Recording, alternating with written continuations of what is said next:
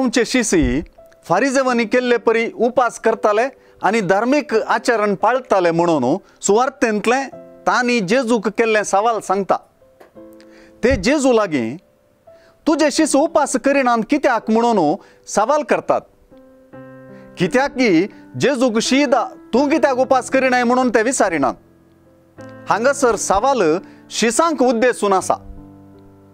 जेजूची जाप नवो वायन आणि पोरनो वायन बरच्या चिलांची सर आटापता। जेजूची शिकवण नव्या वायना परी। तो नवो वायन बरची चिलां वा तो वायन आटापूंक शकची मनशां नवी। जेजू आपणे परगट करूंक आयिल्ल्या सर्गींच्या राजाकच आमी नवो वायन म्हूण आपोवयेत वा समजूयेत। दोंगरा प्रसंगांत ह्या राजा विशीं वा नव्या वायना विशीं जायती शिकवण आमकां लाभल्या। मातेवाचे सुवार्थेंत जेजू देव आमचे सांगाता म्हणून कळीत जाता। ही गजाल सुवार्थेंत भोव महत्वाची।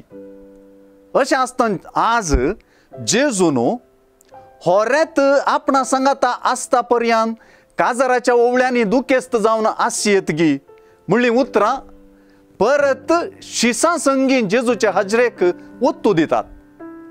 जेजू आपल्या शिसां संगी आणि पाटलाव्यां संगी सदांच आसा देखून तांकां ना उपास बगार सदांच फेस्त। जेजूची हाजरी आमचे मदें आसा म्हणून समजोवचेंच नवो वायन ताचें कश्टां मरण उपासा कारण जातलें वय, पूण ताच्या पुनर्जीवनपणांत ताची हाजरी अमर जातली।